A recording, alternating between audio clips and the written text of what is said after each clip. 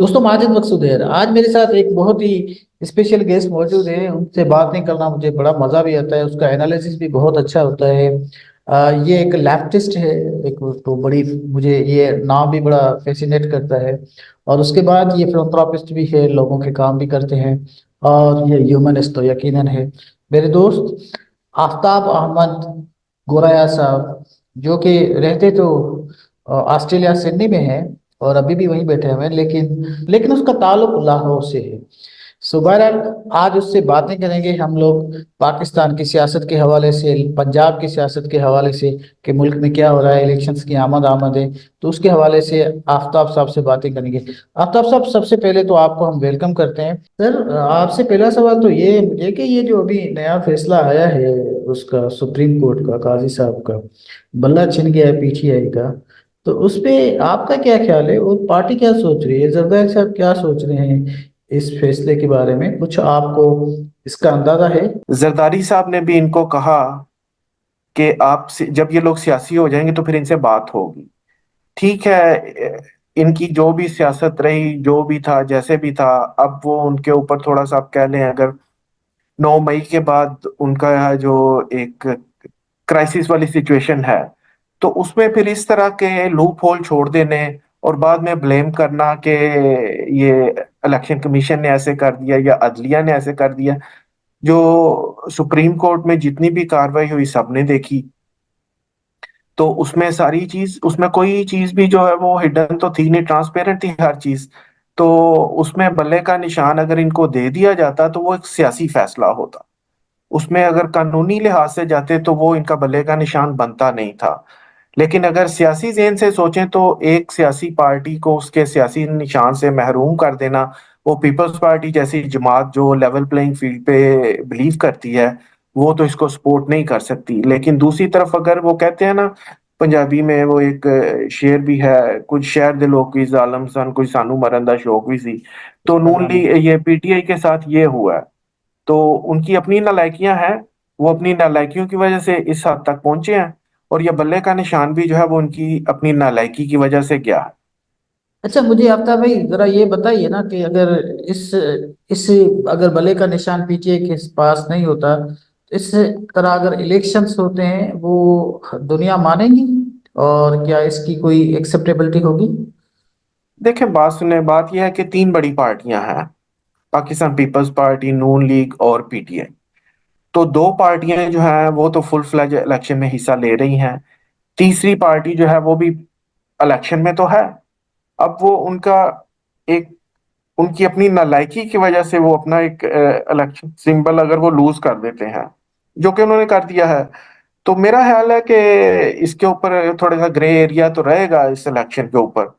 और इसमें काफी सारी चीजें हैं जो एक फ्री एंड फेयर इलेक्शन में होनी चाहिए, वो नहीं हो रही। और इसके ऊपर डेफिनेटली ये, इसके ऊपर वो जो है वो एक ग्रे एरिया वो रहेगा। ये पार्लियामेंट जब बनेगी तो पहले दिन से इसके ऊपर एक ये चीज तो रहेगी। लेकिन पाकिस्तान पीपल्स पार्टी का, या पाकिस्तान पीपल्स पार्टी के जो चेयरमैन बिलावल हैं, उनका ये कहना है कि ना होने से इलेक्शन फिर भी बेहतर है। और बीबी शहीद का भी ये कहना था कि बुरी से बुरी जमहूरियत भी जो होती है वो डिक्टेटरशिप से बेहतर होती है। तो इसको अगर आप इस तरह से लें तो बाकी, वो जैसे मैंने पहले कहा कि इस इलेक्शन के ऊपर एक वो जो है एक शेड तो रहेगा, और वो है भी। लेकिन तस्लीम तो किया जाएगा इलेक्शन। अब ऐसी बात भी नहीं, दो बड़ी पार्टियां तो इलेक्शन लड़ रही हैं। आप देखें कि इससे पहले भी पार्टियां बाइकआउट भी करती रही हैं। 1985 में पीपल्स पार्टी ने बाइकआउट किया, 2008 में पीटीआई ने बाइकआउट किया था। तो इलेक्शन हुए थे और वो तस्लीम भी हुए थे। लेकिन हम तो, इसका मतलब है कि अभी वहीं खड़े हैं ना, चेंज नहीं आई हमें, अभी भी वहीं खड़े हैं। देखिए, इसमें भी जो है ना, मैं ब्लेम तो फिर उन्हीं पार्टियों को करूंगा कि जो, जिनको हम किंग्स पार्टीज कहते हैं, या जिन उर्फे आम में जिनको हम लाडला कहते हैं। बात यह है कि पाकिस्तान पीपल्स पार्टी की एक हिस्ट्री है स्ट्रगल की। बीबी शहीद ने 2005 2006 में जो चार्टर ऑफ डेमोक्रेसी किया, वो एक स्टेप अहेड था। आज बुरी भली जैसी भी जमहूरियत है ये चार्ट ऑफ डेमोक्रेसी की वजह से है। लेकिन बात यह है कि जब पाकिस्तान पीपल्स पार्टी जैसी जमातों की हुकूमत आती है तो हमें लगता है कि एस्टेब्लिशमेंट का जो किरदार है वो कट टू साइज होता है उनका। एक ये इसमें तस्लीम करने में कोई हर्ज नहीं है, सबको पता है कि उनका एस्टेब्लिशमेंट का पाकिस्तान की सियासत में एक बड़ा मेजर किरदार है, हम उसे माने या ना माने। लेकिन जब पाकिस्तान पीपल्स पार्टी जैसी जमातें आती हैं तो वो उनका किरदार का टू साइज करती हैं। यूसुफ रजा गिलानी प्राइम मिनिस्टर थे तो वो चीफ ऑफ आर्मी स्टाफ को और आईएसआई चीफ को पार्लियामेंट में बुला के क्वेश्चन करते हैं। पाकिस्तान पीपल्स पार्टी की हुकूमत आती है तो वो उनके खिलाफ मेमो स्कैंडल आता है, ये सारा कुछ आता है। लेकिन इसके बावजूद वो 18वीं तरमीम भी करते हैं, वो एनएफसी अवार्ड भी देते हैं। इसी वास्ते शायद पाकिस्तान पीपल्स पार्टी की एक्सेप्टेबिलिटी कम है। लेकिन जब नून लीग या पीटीआई जैसी जमातों की हुकूमतें आती हैं तो एस्टेब्लिशमेंट का किरदार बढ़ जाता है, बहुत बढ़ जाता है।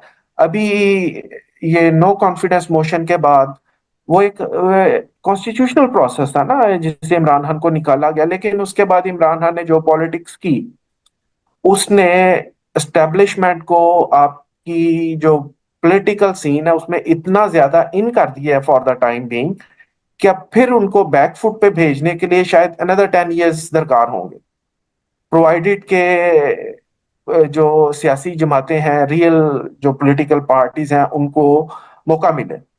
तो ये तो प्रॉब्लम है इन किंग्स पार्टीज का, ये लोग जब आते हैं तो फिर ये एस्टेब्लिशमेंट का किरदार बढ़ा देते हैं। अच्छा आफ्ताब भाई, अब हम आते हैं ये पंजाब में स्पेशली हम मुस्लिम लीग नून को देखते हैं। वो इलेक्शंस अब तो बिल्कुल सर पे हैं, कोई 20-25 दिन है, लेकिन अभी तक वो इनएक्टिव हैं। और एक चीज वो भी मुझे बताइए कि वो जिनको ये गालियां देते थे पीटीआई को, वो अगर आईपीपी में आ गए हैं तो उनको भी वो सपोर्ट कर रहे हैं। जैसे अभी एक जो शायद उसका वजीर था, एक उसका नाम I forget the name from Rawalpindi, उसको वो सपोर्ट कर रहे हैं, या गुलाम उसको सरवरान। गुलाम सरवर गुलाम साहब, सरवर। हाँ उसको वो सपोर्ट कर रहे हैं। उसमें थोड़ी सी मतलब उनके जो बड़े बड़े लीडर मैंने देखा वो भी उसको सपोर्ट नहीं कर सके, उसको जस्टिफाई नहीं कर सके, ख्वाजा साहब नहीं कर सके, दूसरे लोग नहीं कर सके। मैं ट्विटर पे भी देखता हूँ। तो क्या देखते हैं कि उनको क्या इतनी एश्योरेंस मिली है कि बस आप आ रहे हैं? देखें बात सुने, इसमें वो मुझे तो जो मियां साहब का इस वक्त वाला जो किरदार है ना, तो मुझे ना इफ्तिखार आरफ की वो नज्म याद आती है 12वां खिलाड़ी। कि 12वां खिलाड़ी भी क्या खूब खिलाड़ी है जो इंतजार करता है एक ऐसी साथ का, ऐसे लम्हे का जिसमें हादसा हो जाए, फिर वो खेलने निकले। तो अब मियां साहब की भी वही सिचुएशन है कि वो पहले उनके जो लोग थे राणा सनाउल्लाह ताउला तारड़ जैसे लोग, वो ये कहते रहे कि जी साड़ी गल हो गई है, और ये बड़ी एक मशहूर एक जरबुल मिसल बन गई है, कोई भी बात होती है साड़ी गल हो गई, लोग वो कहते हैं। अब वो बात ये है कि वो आया, वो उनकी गल इस हद तक हो गई थी कि उन्होंने कहा जी हमें मैदान खाली करके दिया जाए। और इसमें पीटीआई की नालायकी कि उन्होंने अगर ये किसी जगह पे प्लान था तो पीटीआई ने भी उस प्लान को फैसिलिटेट किया, हेल्प किया। तो अब मियां साहब अगर समझते हैं कि मैदान खाली हो गया है, तो अब सुना है कि वो शायद कोई अपना जलसों वगैरह का कोई प्लान दे रहे हैं, शायद वो बाहर निकले। वरना तो इसी 21 अक्टूबर वाले जलसे के बाद अभी तक मियां साहब ने मुंह दिखाई नहीं की। तो अब शायद वो निकले बाहर। लेकिन अब ये तो जब वो मैदान में निकलेंगे तो उन्हें पता चलेगा कि बल्ला तो चला गया। लेकिन जैसे चेयरमैन बिलावल भुट्टो ने कहा कि शेर का शिकार तो बल्ले से नहीं किया जाता, तीर से किया जाता है। तो अब ये तो जब वो निकलेंगे मैदान में तो उनको पता चलेगा कि किस भाव बिकती है। अच्छा, तो आप अभी पंजाब में पाकिस्तान पीपल्स पार्टी का की क्या पोजीशन देखते हैं? लाहौर में तो इतना कोई अच्छा जलसा नहीं हुआ जो मैंने देखा जरा। तो आप क्या समझते हैं कि इसकी क्या लाहौर में कौन पोजीशन, से जलसे की बात कर रहे हैं आप? जहाँ पे बिलावल साहब थे? एक मीटिंग थी ना 127 या 28 में यानी। देखिए वो तो एक हल्के का जलसा था ना, हाँ एक हल्के की। हल्के का था वो, कोई ओवरऑल तो बड़ा जलसा तो उन्होंने कहा कि वो जनवरी के एंड में करेंगे। ये तो एक हल्के की कैंपेन थी ना, हाँ बिल्कुल। इसको आप ये क्या। लेकिन एक चीज मैं आपको बता दूं, इसे आप मेरा तजिया समझ लें या जो भी, चेयरमैन बिलावल भुट्टो जरदारी लाहौर की सीट जीतने जा रहे हैं। ओह, इट्स बिग न्यूज। इसे इसे आप नोट कर लें। अच्छा, ये तो नोट हो गया ये सर। मेरा ये मेरा एनालिसिस है कि चेयरमैन बिलावल लाहौर से जीतने जा रहे हैं। ये कैसे, ये थोड़ा बताइए। देखिए, बात सुने कि जो ये एनए 127 है ना, आप देखिए 2018 में इधर से पीपल्स पार्टी ने 5,000 वोट लिया था। उसके बाद जिमनी इलेक्शन हुआ तो पीपल्स पार्टी ने फुल फ्लैज वो इलेक्शन लड़ा, इलेक्शन कैंपेन की प्रॉपर। उसमें पीपल्स पार्टी ने सारी अपनी एनर्जीज झोंक दी। राजा साहब, राजा परवेज अशरफ साहब बतौर सदर इस हल्के में मौजूद रहे, और पीपल्स पार्टी का वोट 5,000 से 33,000 पे चला गया। और ये सीट पीपल्स पार्टी ने असलम गिल साहब ने चंद हजार वोटों से हारी, मुझे एग्जैक्ट नहीं याद, शायद 10-12 हजार वोट से। तो वो भी अगर इलेक्शन डे वो मैनेज कर लेते, वो कुछ नालायकियां थी ग्राउंड के ऊपर कि Peoples Party election day manage नहीं कर सकी थी, तो वो सीट बड़े क्लोज मार्जिन से पीपल्स पार्टी हारी। के 5,000 से 33,000 वोट हो जाना छोटी बात नहीं है। और वो इलेक्शन 1-1 था। और अब भी जो है ना, वो उधर 1-1 वाली सिचुएशन बन रही है, क्योंकि वो बल्ले का निशान चला गया है। और अब उधर वो मेरा करामत खोखर हैं पीटीआई के, उनकी कोई कैंपेन नहीं है अभी। तो अब असलम गिल अगर 33,000 वोट ले सकते हैं, तो मेरे ख्याल में जिस तरह की कैंपेन उधर चल रही है, और ग्राउंड से जो मैं लोगों से पूछ रहा हूँ, मैं इस एनए 127 में कॉन्स्टेंटली लोगों से कांटेक्ट में हूँ, तो मेरा ये एनालिसिस कहता है कि चेयरमैन बिलावल वो ये सीट जीतेंगे। तो इसमें इसमें जो मतलब नवाज लीग। एक एनालिसिस ही है ना, जी जी। इसमें कोई हाँ हम कोई प्रिडिक्शन तो नहीं कर रहे हम, शेर रशीद वाली। हाँ। एक एनालिसिस करें, मेरा एनालिसिस ये है कि चेयरमैन बिलावल लाहौर वाली सीट जीतने जा रहे हैं। अच्छा, इसमें ये सर बताइए कि इसमें जो नवाज लीग का कैंडिडेट है वो तगड़ा है या वो भी नहीं है? देखें, अगर इस जगह पे नून लीग के एक और कैंडिडेट थे, वहीद आलम खान, अगर वो होते तो वो ज्यादा मजबूत कैंडिडेट होते अताउल्लाह तारड़ से। अच्छा, आता है। एक तो वो लोकल एक तो वो लोकल थे, दूसरे उनकी बड़ी रूट्स थी उस हल्के में। अताउल्लाह तारड़ एक तो लोकल कैंडिडेट नहीं है, गुजरांवाला से इनका ताल्लुक है। नून लीग का वोट डेफिनेटली वो अट्रैक्ट करेंगे, लेकिन अताउल्लाह तारड़ से मजबूत कैंडिडेट वो वहीद आलम खान होते। अच्छा, आप ये समझते हैं कि इसीलिए बिलावल साहब, चेयरमैन साहब लाहौर, बिलावल साहब तो यकीनन लाहौर की सीट को छोड़ेंगे भी नहीं, जैसे शहबाज शरीफ ने सिंध से सीट जीत कर नहीं वो नहीं, वो उन्होंने तो विड्रॉ कर लिया, ये तो पीपल पार्टी तो फुल फ्लैज इलेक्शन लड़ रही है। हाँ। अच्छा, नहीं वो विड्रा किया है सब, पिछले दफा वो वो सवाल मैं अभी करने वाला था। आपको पता है ना, शहबाज शरीफ एक दफा जीते भी थे, जी। कराची से जीते थे, नहीं वेस्ट से, वेस्ट से जीते थे सर। नहीं, हार गए थे नहीं नहीं 18 में। नहीं नहीं, वो जीत कर उसको छोड़ दिया था। नहीं नहीं नहीं, वो अच्छा। फैसल वावडा जीते थे। फैसल वावडा की वाली सीट थी, फैसल वावडा जीत गए थे, शहबाज शरीफ हार गए थे चंद सौ वोटों से। कहा अच्छा जाता है कि वो जीत गए थे, लेकिन वो आरटीएस का कमाल था, ये जो भी था। हाँ वो। अनाउंस बहरहाल फैसल वावडा अच्छा, का फैसल हुआ वाडा था। उसके सामने थे, हाँ तो ऐसे होगा। फैसल नहीं। वावडा थे। हाँ। तो वो सीट जब फैसल वावडा ने वकेट की, तो फिर वो कादर मंदोहेल ने जीत ली थी। अच्छा अच्छा अच्छा, thanks thanks for correcting me. हाँ ऐसे ही होगा। तो वो अभी भी आप समझते हैं कि अभी जो इसने सिंध में से स्पेशली ये जो वेस्ट से खड़े हुए थे, तो इसने फिर दोबारा विथड्रॉ कर लिया है, इसकी कोई आपको समझ में आती है कि इसने क्यों किया है, शहबाज शरीफ ने? पता नहीं, अब मुझे डायनामिक्स का इतना नहीं पता। उधर उधर कहा जाता है कि नून लीग का वोट है, और शहबाज शरीफ ने 2018 में उधर से अच्छा मुकाबला किया था, और कहते हैं कि वो जीत भी गए थे। लेकिन 2018 और अभी 2024 में ना उस हल्के में काफी चेंजेस आ चुकी हैं। उधर एक तो ये कि कादर मंदोहेल ने उधर रिकॉर्ड तरक्याती काम करवाए हैं।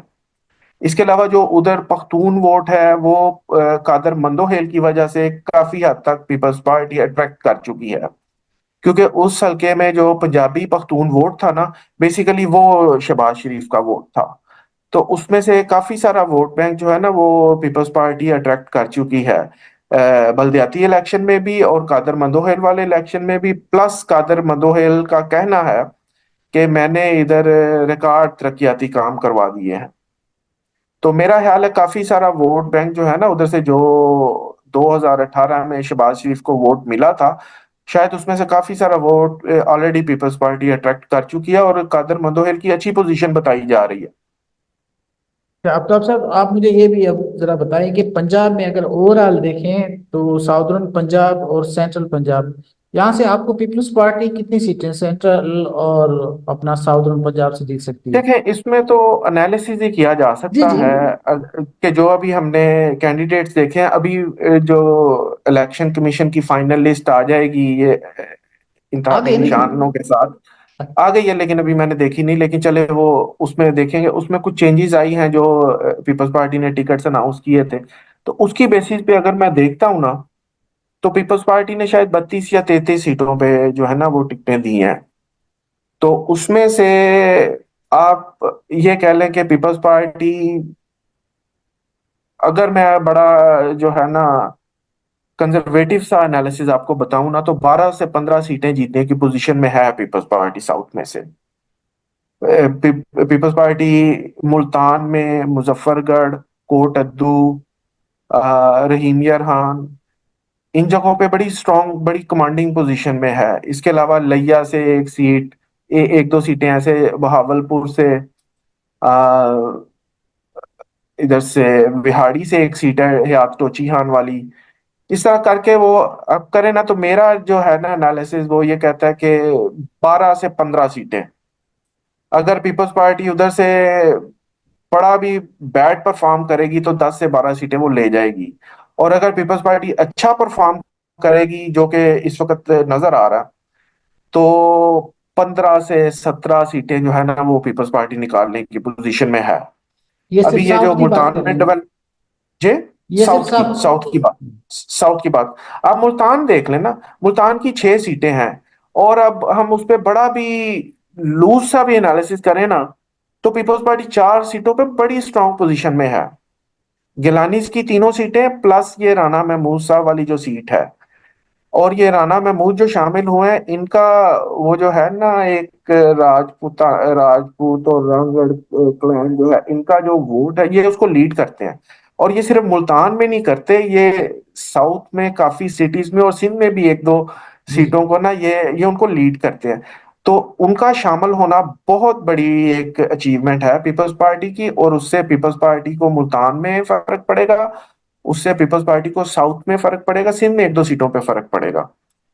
तो अब ये जैसे इसी तरह 3 से 4 सीटें मुल्तान में, मुजफ्फरगढ़ से 2 से 3 सीटें पीपल्स पार्टी स्ट्रांग है, कोट अद्दू में एक सीट पे स्ट्रांग है, डेरा गाजी यहाँ पे दोस्त मोहम्मद खोसा जो है वो इस दफा उनकी फैमिली का कोई और, पहले तो ये होता था कि वो उनके भाई और वगैरह खड़े होते, इस दफा मेरे ख्याल वो सिर्फ अकेले ही हैं। दोस्त मोहम्मद खोसा साहब खड़े हुए हैं अभी? दोस्त मोहम्मद खोसा खड़े हैं, और इसमें जो पीपल्स पार्टी के हक में बात जा रही है वो ये है कि उनके भाई नहीं खड़े इस दफा। तो पूरी फैमिली जो है ना वो उनको सपोर्ट करेगी। तो वो इस, रहीम यार हाँ से मेरे ख्याल 4 से 5 सीटें जो पीपल्स पार्टी लेने की पोजीशन में है।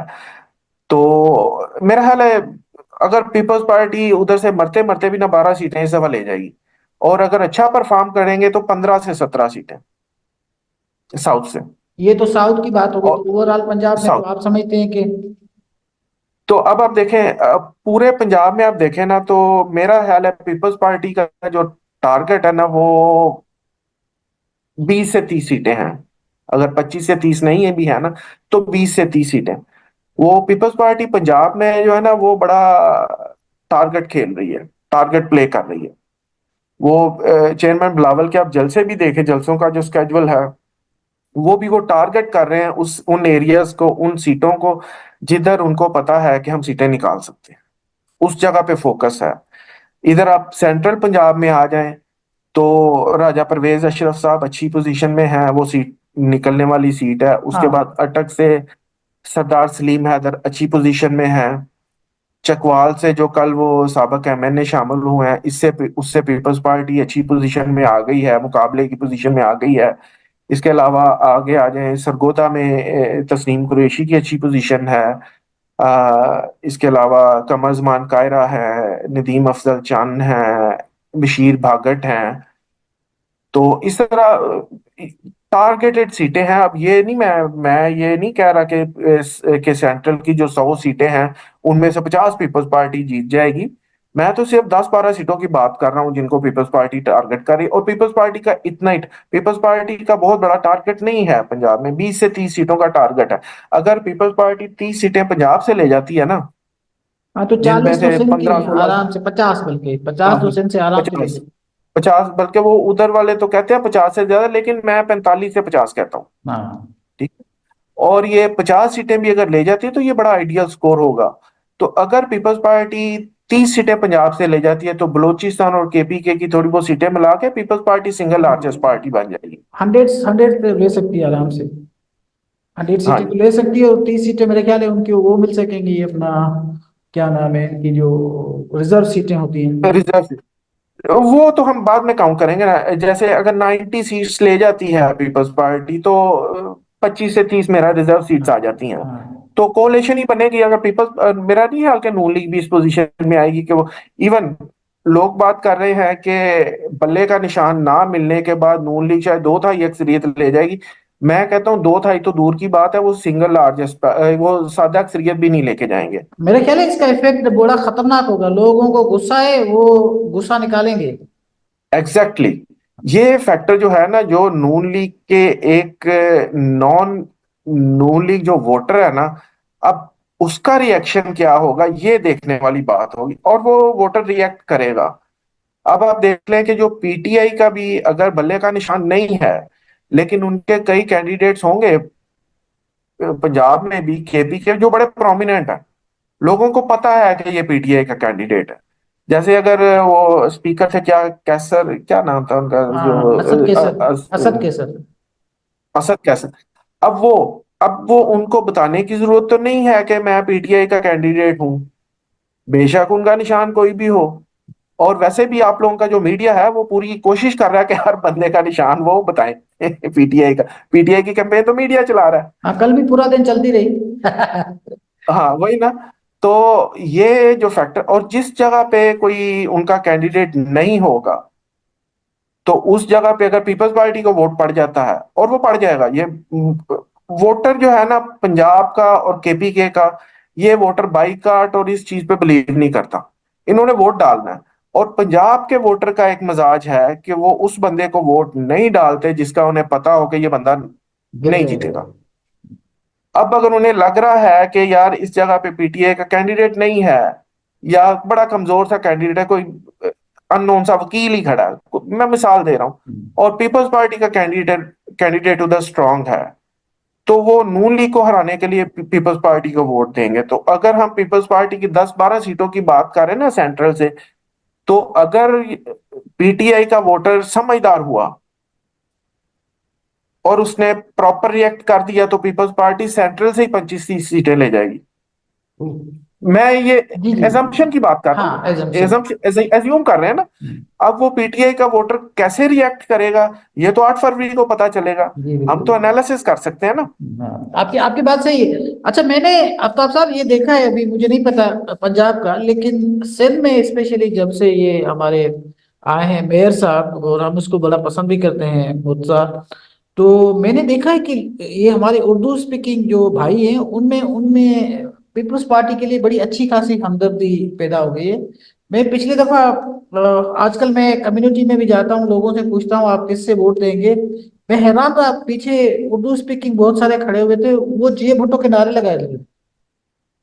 तो ये ऐसे ही बड़ा है। चेंज है, उसमें मैंने नजर आया है। आप तो ग्राउंड की बात कर रहे हैं ना। जी जी जी। मैं आपको सोशल मीडिया पे कुछ दोस्त हैं हमारे, कुछ हवातीन हैं, कुछ हजरात हैं जो एम के हैं, उर्दू स्पीकिंग है, और वो पीपल्स पार्टी को बड़े अच्छे लफ्जों में अब याद करते हैं।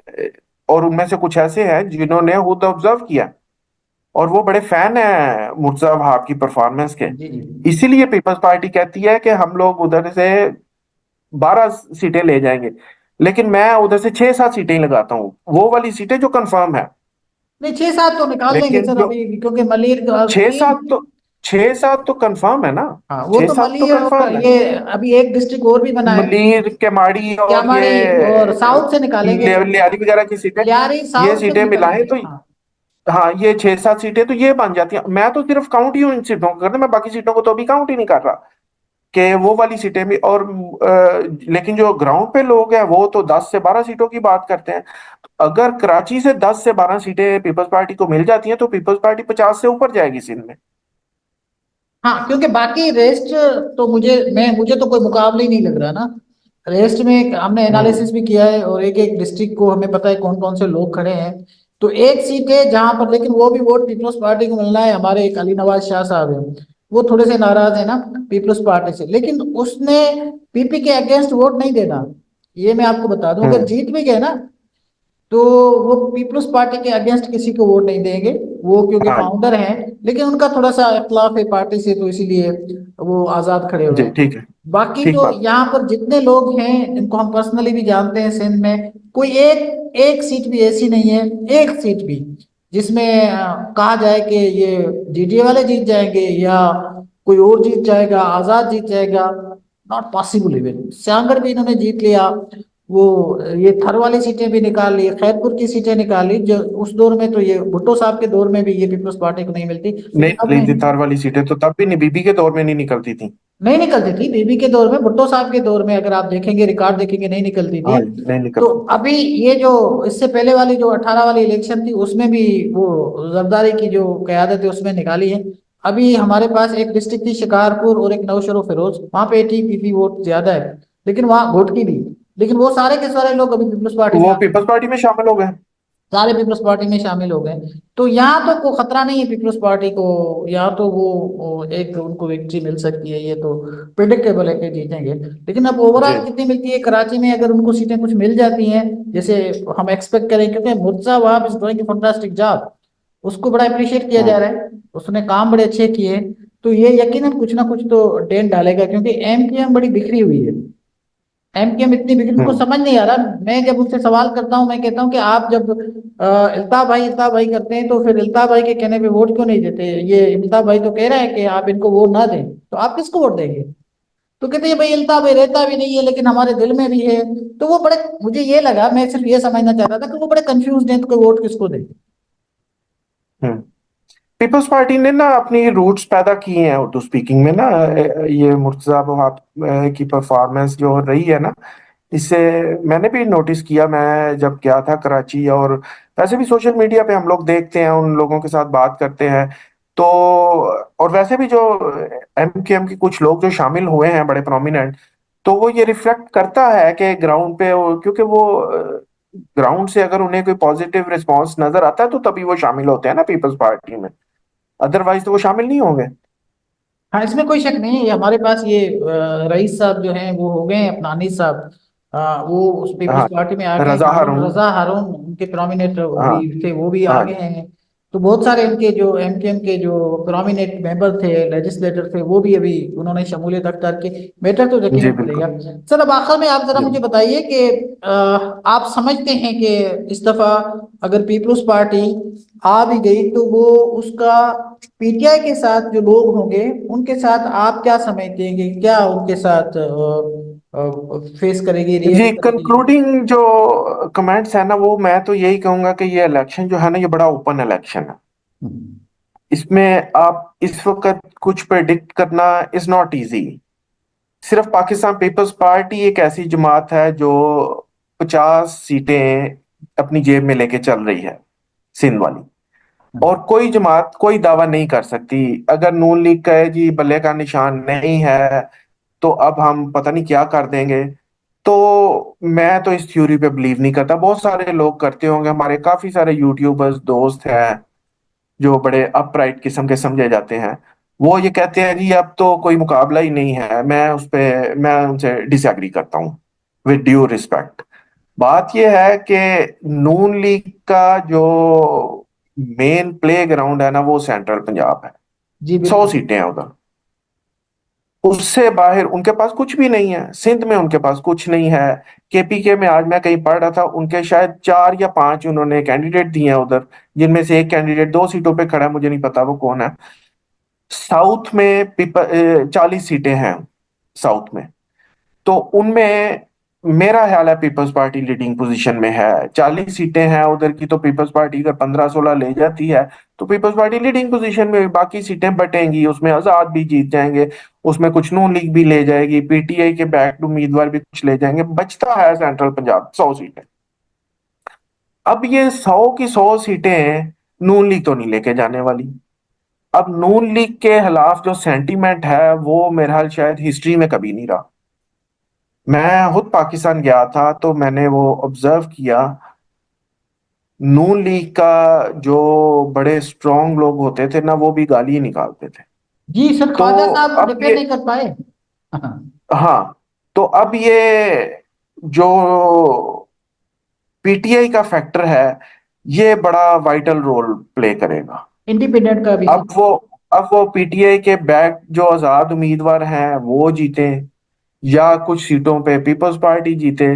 अगर वो 100 सीटों में से 40 सीटें पीटीआई के उम्मीदवार आजाद या पीपल्स पार्टी के कुछ उम्मीदवार खराब कर देते, तो बची तो बाकी 60।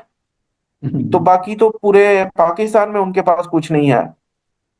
तो अगर नून लीग रह जाती है 60-70 सीटों पे, तो सिंगल लार्जेस्ट पार्टी तो पीपल्स पार्टी बन गई। तो उसके बाद बचेंगे ये पीटीआई के जो आजाद लोग। अब वो कुछ हमारे जो खुश फहम लोग हैं पीपल्स पार्टी वाले, वो कहते हैं जी वो तो सारे जरदारी साहब के पास चले जाएंगे।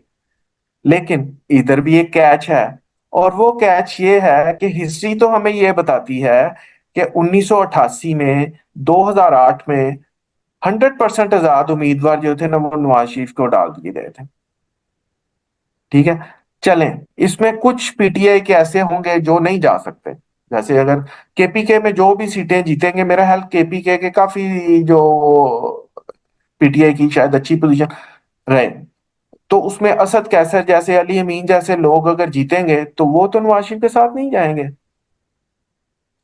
कुछ लोग हैं जिनका तुक्का लग जाएगा, जो अननोन है, पहली दफा इलेक्शन लड़ रहे हैं, और वो फर्स्ट ईयर सेकंड ईयर के गायब होने के बाद उनको सीटें मिल गई हैं और वो जीत भी जाते हैं। अब उस्मान डार की मदर अगर जीत जाती हैं तो वो नवाज शरीफ के साथ जाएंगी? कभी भी नहीं जाएंगी। तो इस तरह ये, जैसे मैंने कहा ना, ये बड़ा ओपन इलेक्शन है। इसका शायद 8 फरवरी की शाम तक किसी को पता नहीं होगा कि ये ऊंट किस करवट बैठेगा। और इसमें चेयरमैन बिलावल ने बड़ा अच्छा कमेंट किया। हाँ, ऊंट वाला। किसी ने उनसे पूछा शायद कि ये वजीर आजम नवाज शरीफ बने, उन्होंने कहा कि वो उनका जो चेहरा है वो जीते हुए बंदे का है। तो ये बड़ा एक ट्रिकी सा गेम है, इसमें आप एनालाइज कर सकते हैं, लेकिन इसका सारे एनालिसिस बड़े बड़े लोगों के गलत हो सकते हैं, और हम जैसे अननोन लोगों के एनालिसिस भी ठीक हो सकते हैं। ये ऐसा इलेक्शन है। जी, मैं आपसे बिल्कुल इत्तेफाक करता हूँ, और मेरा भी यही ख्याल है कि ये इलेक्शन बड़ा अनप्रडिक्टेबल होगा। और बस मेरी दुआ बहुत है कि अनप्रिडिक्टेबल। हाँ, खैर खैरियत से हो जाए, ये हमारी दुआएं हैं जी बिल्कुल, कि जी मुल्क में बिल्कुल। कोई ऐसा जी वाकया नहीं हो, खैर खैरियत से हो जाए। आफ्ताब साहब, आपका बहुत शुक्रिया, मुझे बड़ा मजा आता है आपसे बातें जी, करने। बहुत शुक्रिया भाई साहब, आपका भी बहुत शुक्रिया, आपने मुझे मौका दिया। बहुत शुक्रिया sir, thank you very much. अस्सलाम वालेकुम। अस्सलाम सर।